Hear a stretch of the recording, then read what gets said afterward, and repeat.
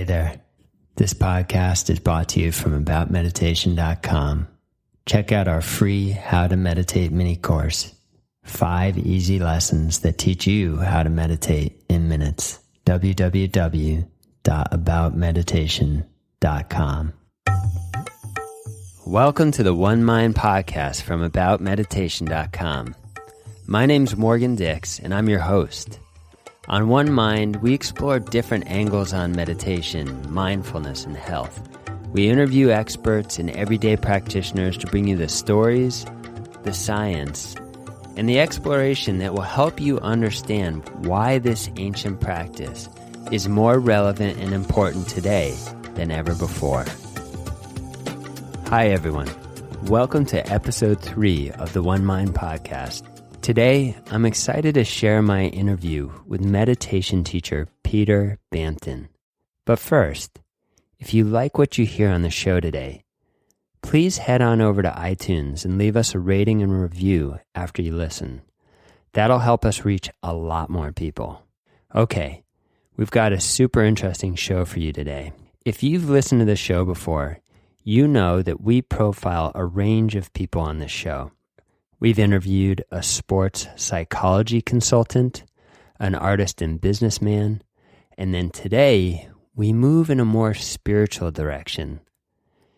Peter Bampton got his first real baptism in meditation almost 30 years ago in a monastery deep in the forests of Thailand on his first extended silent retreat. And then he was hooked.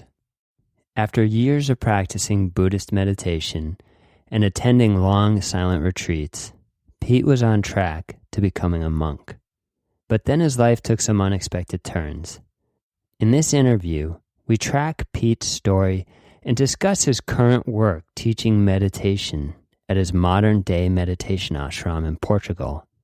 Pete's a wonderful teacher with tons of experience. If you've ever wondered what happens on a meditation retreat, or if you're interested in going on a retreat, I think you'll find this interview very interesting. If you currently live in Europe or the UK, and you're interested in attending a meditation retreat, this interview might just convince you to join Pete in Portugal for one of his retreats. This is not a promotion. Instead, Pete's contagious passion for meditation made me feel like I wanted to go back on retreat. So enough from me. Let's start the interview. So Pete, hey, welcome to the show. Hey Morgan, it's great to be with you. Looking forward to this. Great, me too. Why don't we just jump right in? So you've been teaching meditation for a few years, at least now. Yeah. And you also created something called the Awaken Life Project, which is based in Portugal. Tell everyone a little bit about who you are, what you do, what the Awaken Life Project is. Just maybe let's share your story a little bit. Okay, well, I'll try and be as brief as I can. I've been captivated and fascinated by the big questions of life for as long as I can remember. So from a very young age, if I look back now, I can see that I was on some kind of a spiritual path. That's taken me through all over the world and through various experiences and adventures. Mm-hmm. At one point, for example, almost becoming a Buddhist monk in my late 20s, to then being involved in a very intensive experiment in evolutionary enlightenment, a communal experiment that you also know about. Yes. And more recently, out here in Portugal, co-creating with my wife Cynthia what we've come to call the Awaken Life Project.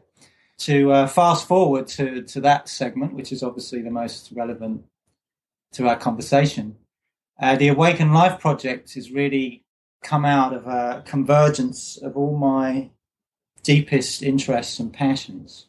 I think, it's about 10 years ago, I found myself back in Europe. I felt, coming into my mature years, you could say, that now was the time, given how much I had learned over previous years. Well, now is the time to really bring it all together and find a way to give back, make a real contribution to the unfolding of the human spirit. The Awaken Life Project is really a multi-dimensional evolutionary education hub. It's kind of a summary I could call. Nice. I like that a lot. Our mission statement is dedicated to the evolution of consciousness and culture in harmony with the ecological web of life. We came here to Portugal initially because it was a place we could afford to buy some land, and we're here in a beautiful mountain valley, a really gorgeous, secluded space here with trails and waterfalls nearby. I've seen pictures. It's everyone. It's a bit of a Shangri-La. Where it is. It definitely is. It's a bit of heaven on earth. It's got echoes of Tibet because all the buildings are perched on the side of a mountain. Mm-hmm. So Pete, just to set the scene a little bit, like, did you build all the buildings? Were there places for you to live already, or did you just start from scratch? No, we started from scratch. We bought ourselves a Mongolian yurt, which is still here, which visitors and people who come on private retreat, they can rent a yurt here for that. But that's where we started. We lived in a yurt. We've developed into quite a buzzing little organism here, which has a few different dimensions, which I'll just touch on briefly. One is the dimension of a spiritual ashram.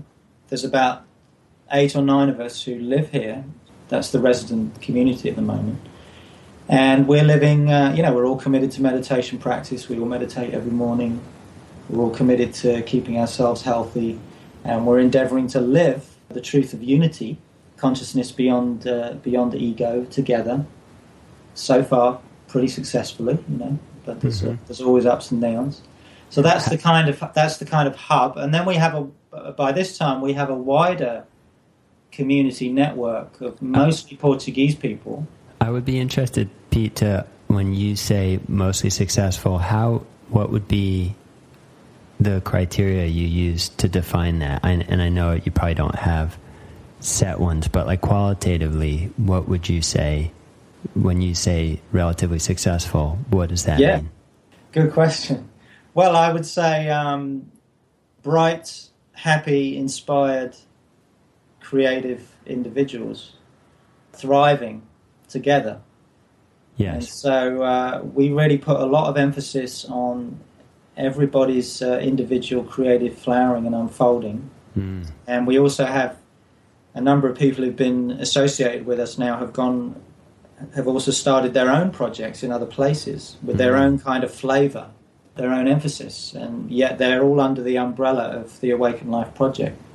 You said that you meditate together in the mornings. How long do you meditate, and is that what you start your day with? Yeah, that's the first thing we do after waking up. We all meditate together at 7 in the morning for an hour. And then we have a period of another hour before breakfast, which is sometimes we have yoga classes. I teach Qigong also. And then we usually have a meditation session in the evening as well before dinner around 6. That's not all through the year, but in the busier months, in the spring, summer, we definitely do. In that way, the meditation practice is really the foundation of our lives together. I wanted to just ask you a little bit more about your background. How long have you been meditating? And also, what styles of meditation have you practiced in the past? What are you practicing now, and what do you teach? So I've been meditating for about 30 years now. I actually realized just as I was thinking about preparing for this call. That's some hours, man. That's some hours, yeah. You definitely, you got over the 10,000. You're probably up by like 20,000 hours or something. Yeah, I haven't worked out the hours yet. But in that time, I've done a lot of long retreats as well. So yeah, it's about 30 years. I just hit half a century. I really started to meditate. Congratulations, by the way. Thank you. Feels like I'm just getting started. Nice. But I really started to experiment with meditation, when I was in my about 20, late years in university. And how I began was, well, first of all, it was through books. I remember Alan Watts' The Wisdom of Insecurity had a huge impact on me. That was a book that really opened me up to Eastern philosophy, I suppose. So my first kind of meditation I really started to practice in earnest was through Buddhism. Basically, I ended up as soon as I quit university, traveling around the world for a few years, doing different jobs and having different adventures. And when I got to the east, when I got to Thailand, when I was about 23, 24, I really wanted to do a long retreat. And so that was the place I did my first 10-day retreat in, and it was in a forest monastery in Thailand. The meditation I was taught there was mindfulness of breathing, which is also known as anapanasati in the Pali. That's the Pali name for it. Mm-hmm. And so very simple, following the breath, and just every time the mind would wander, just coming back to the breathing. Towards the end of this retreat, I had a very, very profound awakening to non-duality, to the truth of non-duality. That was really the first realization I had about, oh my God, there is only one and I am that. And I was in the forest at the time and experienced this overwhelming sense of identity with everything that surrounded me. And it was tremendously inspiring. There was something forged, if you like, in my soul at that point that changed the course of my life. Basically, from that point on, I became a Buddhist. I considered myself a Buddhist, and the Buddha's teaching just resonated very deeply with me. And I began to do regular Buddhist meditation. Was that something you were consciously seeking, that kind of experience? Was that a goal for you when you went on this retreat, or did you have any sense what was going to happen, or did you just go on retreat?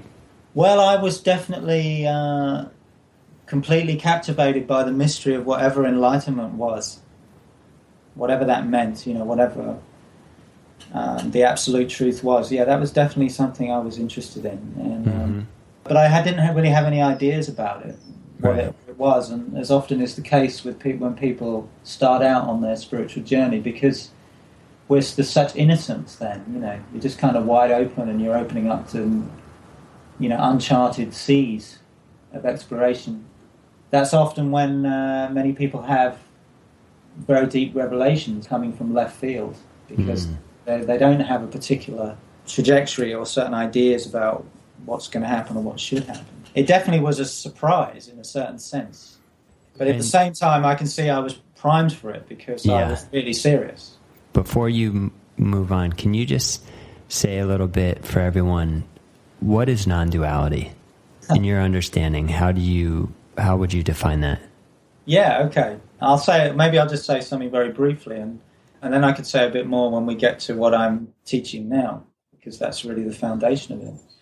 So what I mean by non-duality, which obviously means not two, is the recognition that there is only one. There is no separate, historical, isolated, skin-encapsulated ego, as Alan Watts famously called it. I love that phrase. Mm-hmm. In other words, our usual experience of ourselves is that I'm in here. Who I am is kind of somehow in this body, in this sort of psychological world of thought, feeling, emotion, and everything that's out there, meaning others, and the world of objects, apparent objects, is not me. The recognition, and sometimes it can be from the whole spectrum of a quite overwhelming spiritual experience, let's say, accompanied usually by extraordinary bliss and maybe even ecstasy, to a very quiet and tacit just seeing of what is. So I'm very careful when I'm teaching or talking about non-duality to emphasize that it's not a particular experience. There may be experiential elements that come along with it, but in essence, it's a knowing, it's a seeing, it's a liberating understanding in which we recognize that who we ultimately are is one with all that is. And at the same time, I'm over here, I'm sitting here on this chair in the mountains of Portugal, and you're over there in Massachusetts. Mm-hmm. We inhabit, an individual, you could say, psychological self. But when we have those recognitions, insights, and I'm a great believer that meditation, as far as I know, is the most direct vehicle to this kind of knowing and understanding. It can change in either subtle or dramatic ways how we actually see ourselves see the world, see the whole drama of life. So in essence, it's really the fundamental insight that's at the core of all spiritual traditions and all religions, of course. Yeah. That's great. That's very helpful. I think everyone's going to find that definition helpful. Also, I really appreciate you putting the emphasis on this more being a shift in vantage point or perspective or seeing than any given experience, whether Absolutely. It's bliss, ecstasy, total disillusion. Yeah, and it's also a big passion of mine is to demystify what non-duality is and find a way to communicate it and teach it from my own experience as far as I've gone into all this, but also in a way that's free from cultural baggage and also particularly Eastern concepts, as helpful as they can be. It tends to make whatever spiritual awakening is a kind of some exotic, superhuman sort of attainment. So why don't you take us back? We were with Pete in Thailand. Yeah, right. Yeah, so in Thailand, that was my first baptism into the non-dual kind of seeing, understanding I was just speaking about. And then I began to pursue Buddhist meditation in earnest.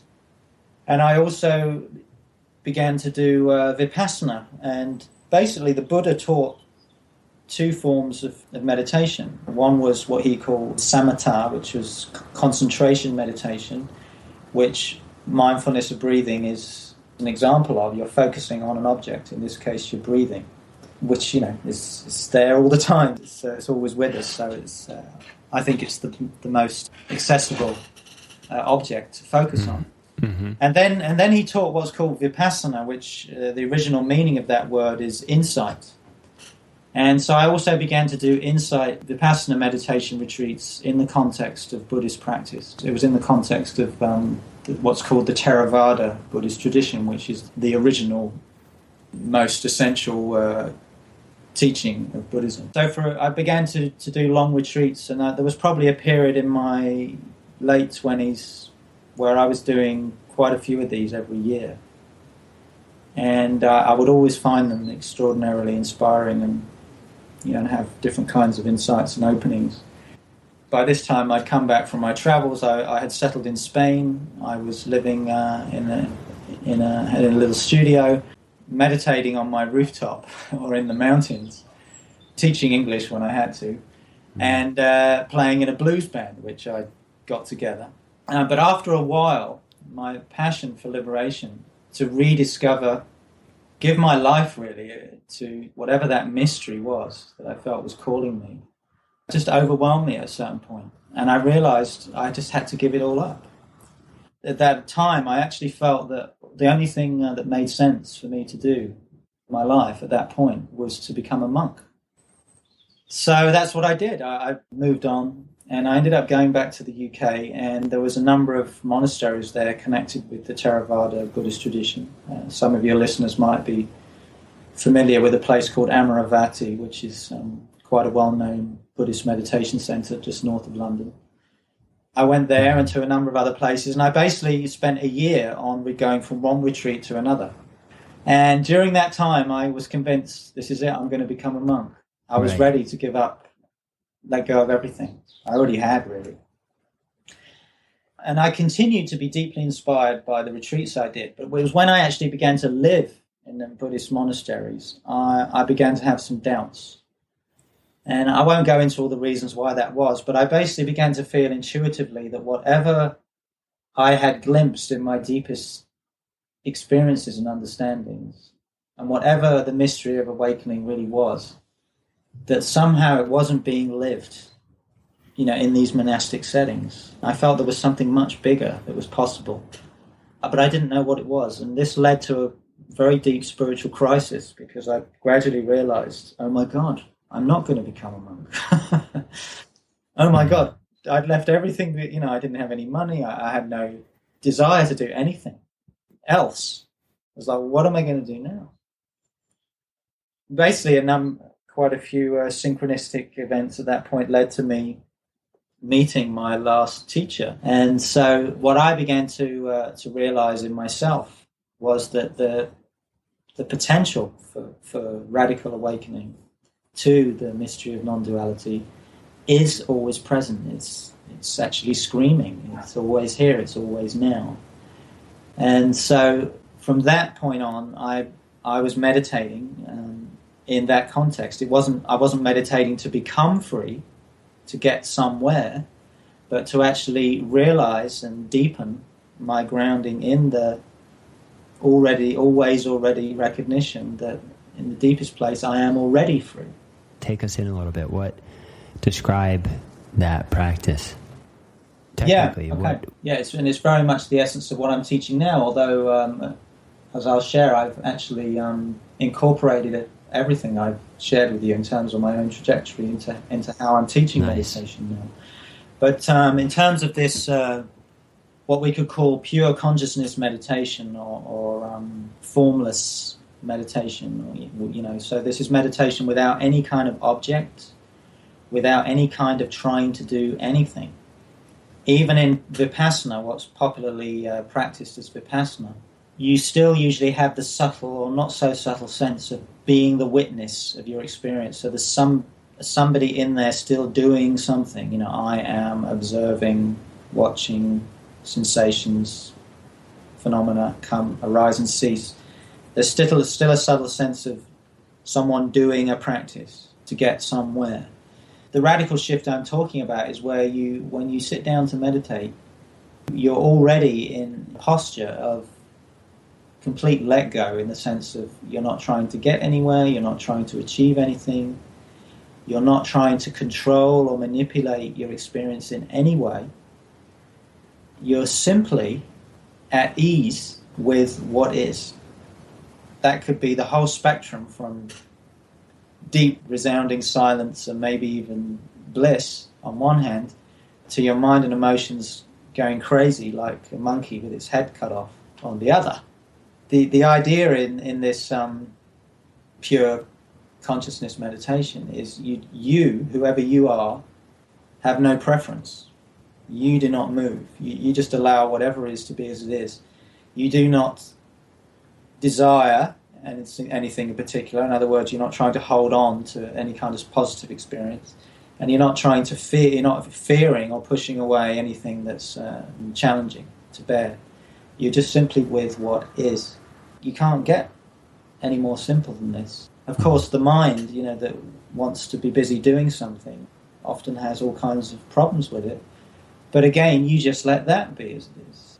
All the movements of the mind that are trying to get somewhere or insist that I'm not doing it, insist there's some kind of problem, you just let that be as it is. It's a posture of radical acceptance of everything as it is, your whole experience. Mm-hmm. And in that, if one does that with a genuine passion, it can open up very deep insight and perspective. If we're actually interested and compelled by the deep existential question, who am I really?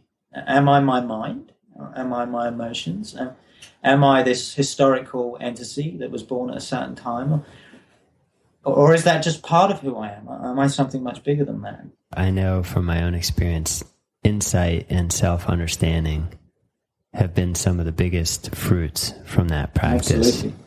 And gaining, penetrating clarity around really oneself, that I don't know how else you would achieve it. In a certain way, that's like a lightning bolt. Illuminates a landscape which is yourself, and you suddenly see, you can sometimes see yourself in relief in ways it's hard to imagine, and I'm sure there's other ways, but it's hard to imagine getting that kind of maybe objective perspective on yourself. Yes. And I think, as I was saying earlier, we can basically boil meditation practice down to two types of meditation. Either it's meditation on an object, whether it's the breathing or a mantra or some kind of visualization practice. And then you have meditation without an object, or formless meditation, or pure consciousness meditation, as I call it, where there is no particular object of focus or concentration, and one's rather letting the attention just open without limit. And I think both practices have their place. And it's interesting that in the traditions, generally, they would start practitioners out with the concentration meditation on an object practice. when enough stability or presence of mind has been cultivated, then the teacher or the tradition would recommend that one would drop the object. So there's more of a direct discovery of one's true nature. Meditation on an object, as I experienced on that retreat in Thailand, can lead to very profound spiritual experiences of all kinds, often quite energetic experiences, but also deep seeing of non-dual truth. I think experiencing those deeper states is important because it's in those deeper states we actually see before the eye of our consciousness, wow, well, there's no thought here, and I'm still here. There's a very real recognition, well, who I am is beyond thought and feeling, because that's all quietened down, and here I am, whoever I am, in this wide open, liberated space. Take us a little bit into, you referred to the way you're working with people now really integrates all your practices. Let's transition a little bit.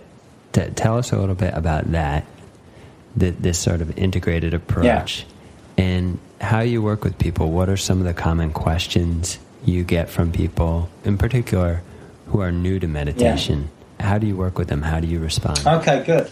Of course, I was teaching this very direct, pure consciousness meditation that I've just been speaking about.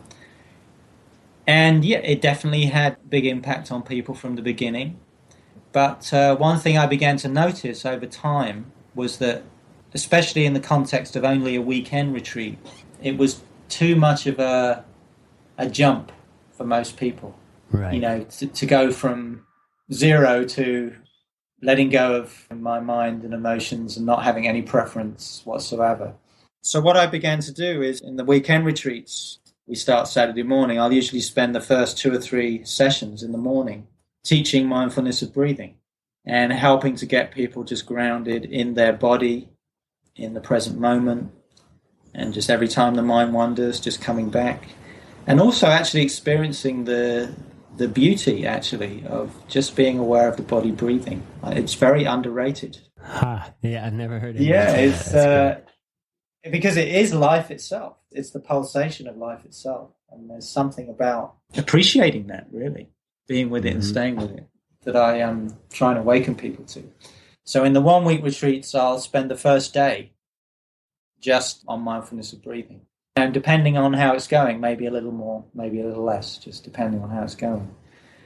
What I find that does is it gives people a grounding. It brings them, as I said, into the body, into the retreat kind of setting and environment. And it gives them an anchor. So then from there, I'll introduce the pure consciousness meditation, which I'll share with you just in a minute. But what I do, you see, is I say, if ever you're really struggling, you can always go back to this anchor of the mindfulness of the breathing. So in that way, I give people a choice. If they are really struggling to just let everything be as it is, they can always go back to that. That seems to work very well, because obviously some people they'll be able to let go of that, and they just want to go straight into the no object kind of open awareness meditation. But for some people, especially beginners, it's been very helpful for them to have that backup, if you like.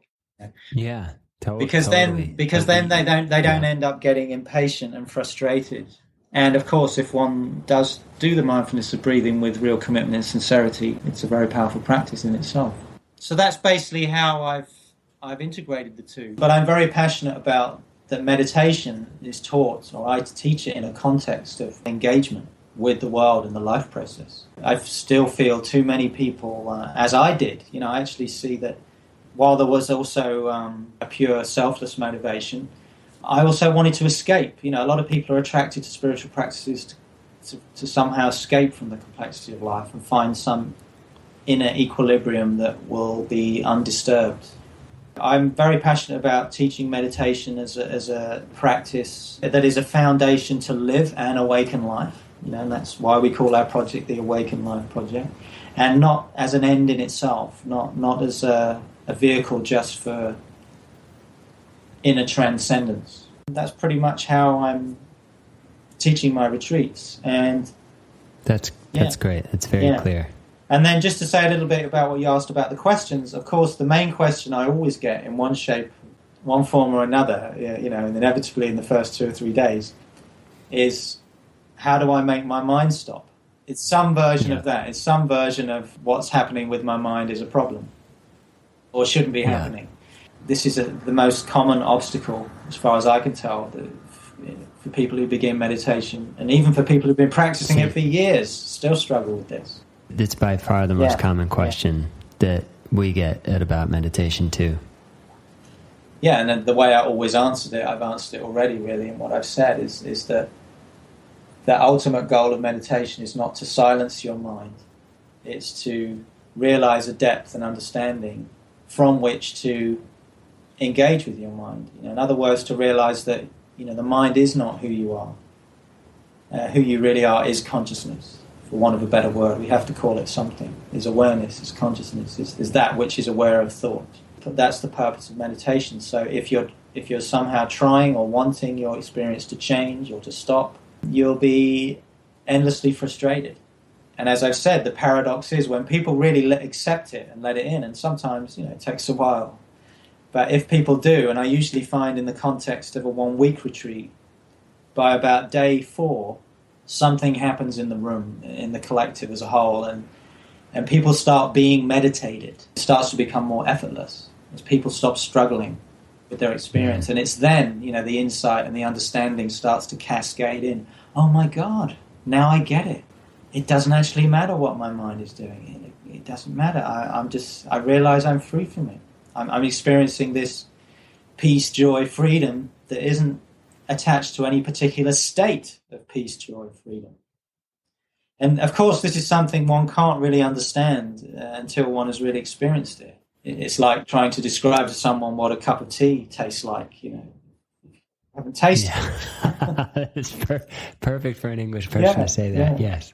So, nice. All right, so we're getting towards wrapping up, but I have a couple more questions that I want to ask you. Can you briefly give us a sense, literally give us the schedule? What does a day on retreat look like? What would any given day, how do you structure it? Yeah, sure. So we usually start on a Friday evening, in the evening. So we begin with dinner, communal dinner, and then an orientation session in the evening. And then we go into silence after that. So the silence begins on the Saturday evening, and I lay out the rules for the silence, which are pretty obvious. No talking, no whispering, no reading, no music. Mm-hmm. And the schedule is usually we start with a 6 a.m. meditation. Meditation sessions are generally 45 minutes with a 15-minute break in between.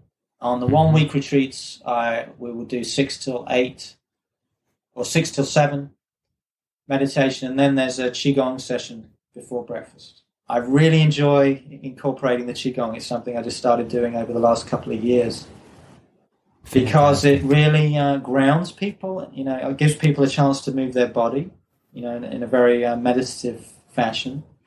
But I've also come to appreciate what the Chinese call qi and the Indians call prana, is the subtle energy, we could say, that emanates from pure consciousness. It's kind of, you could say, an in-between ground or phenomenon between the formless and form. So working with the Qigong and meditative movement, many people have found to be a great complement to these retreats. Then after breakfast, we'll do 3 sessions of meditation, one after another until lunchtime. And the lunch break will usually be a couple of hours. And we're in beautiful surroundings here, so I encourage people to be in nature, go for a walk, etc. And in the afternoon, we'll come back and do some more sessions until tea break. Got to have a tea break, being a Brit. Definitely. Tea break about 5:30 for half an hour. Then back in usually for one or two more sessions before dinner. And the other thing I forgot to mention is on the 1-week retreats in the afternoon, I give everybody one of these non-duality contemplations. The contemplations actually break open one's habitual perception and way of looking at things. And I've written them in such a way that they're like a practice. You take people through a certain process of contemplation. So it's not like a koan or something. It's more like a written... it's more like a written, something with a thread, looking into relationship to the body, or what is the body, what is thought, emotion, nature of time. Because there's a lot of talk of the present moment in meditative and spiritual circles, and when it's referred to in that way, it kind of gives the impression that the present moment is this kind of fleeting moment that's crunched in between the past and the future. Whereas, the contemplation on time, I take people into the recognition that everything is now. That there's only one moment in which our awareness of the past arises. If we think about the past, it's arising in this now moment, and in which the potential as yet unmanifest future arises. It's all arising. All time is arising in the context of this no time, or this now moment. So that's just one example, and that has a very profound impact on people. And then you can imagine, if you go very deep into that and then you sit down to meditate, it can alter the context in which you're meditating. Maybe you suddenly realize there was some perceptual scaffolding in place that isn't there anymore. It opens up more doorways. So, I'm working a lot with a combination now of meditation, fundamental grounding in meditation practice, Qigong, and these contemplations. And then, of course, in the question and answer sessions, we go deeper into the contemplations and people can ask questions related to them. They always turn out to be very dynamic, collective inquiries. So that's basically a day. Usually on the longer retreats, somewhere about day 5, we'll go out one afternoon and either go to the beach. So we'll go for a silent walk on this amazing beach and do a silent meditation on the beach, which is by that stage of the retreat is just pure bliss. Oh, I bet. And then if we're doing the retreat here in the mountains, we'll go for a walk on one of the trails here. Wow. It's great. It's great to hear you talk about retreat. I haven't been on retreat for about 2 years. And that obviously, after being on silent retreats for probably like 12 or 13 consecutive years, it's really wonderful to hear about it, especially because it evokes the kind of unique quality and culture that emerges on retreat. The silence, the power of the silence, the living quality of that silence that you share with people on retreat, and how you really start to, it's kind of like you inhabit a different self. One of the most moving things for me has always been that participatory silence. Absolutely. Where you're all together in this powerful form of communion. Absolutely. And yet there's no speaking, but you're fundamentally together. That's something I always say actually at the beginning of the retreat, when, as I said at the beginning, everyone introduces themselves and shares why they've come on the retreat. And then I say, we're going to go into silence now. But I always say, well, it might seem like you haven't had much time to get to know each other. But I can guarantee you by the end of this week of silence, or even a weekend, you will feel more intimately one with each other than you could possibly imagine. Well, great. So 2 final questions. Can you say a little bit about, say, some of your recent influences? What's inspired you lately? Books, movies, artists? I've gone very deeply into people like Ramana Maharshi. Sri Nisargadatta had a huge impact on me.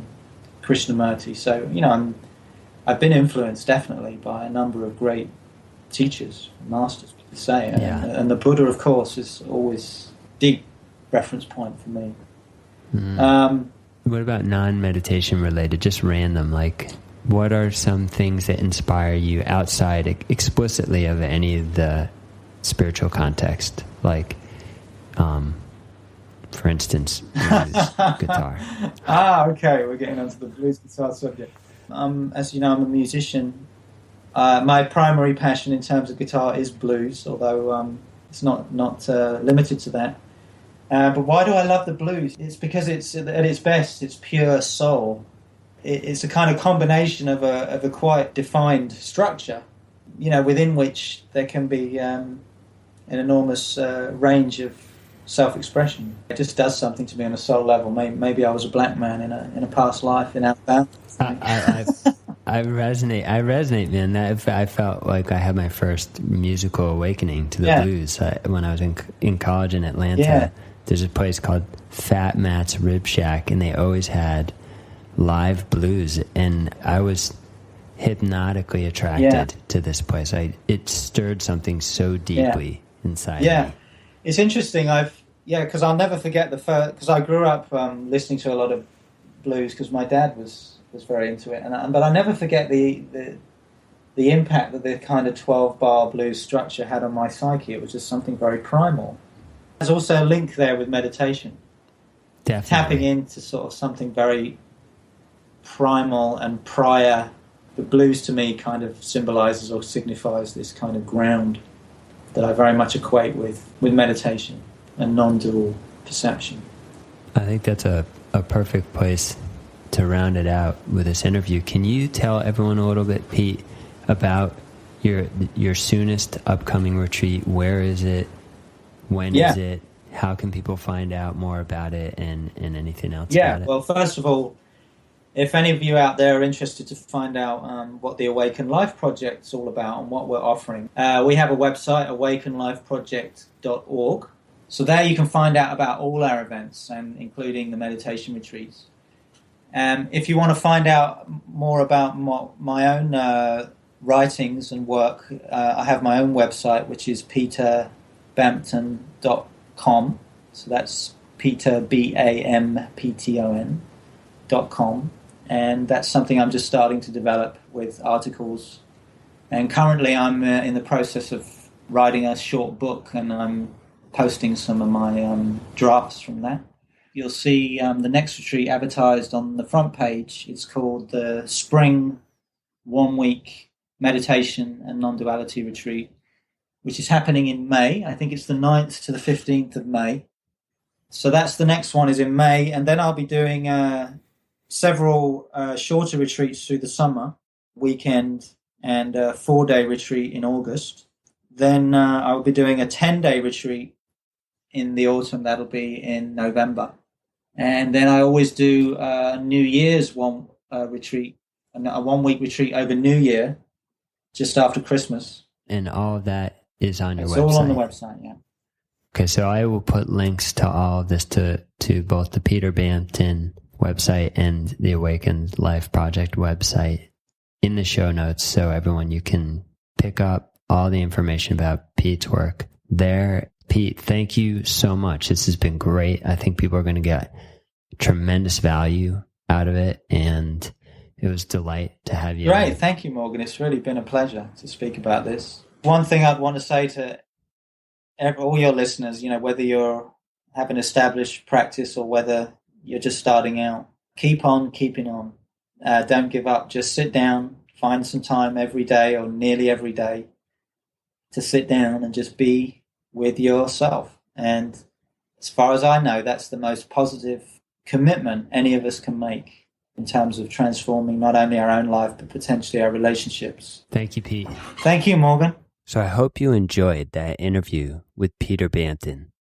If you've ever wanted to go on a meditation retreat, I hope this stimulated your desire even more.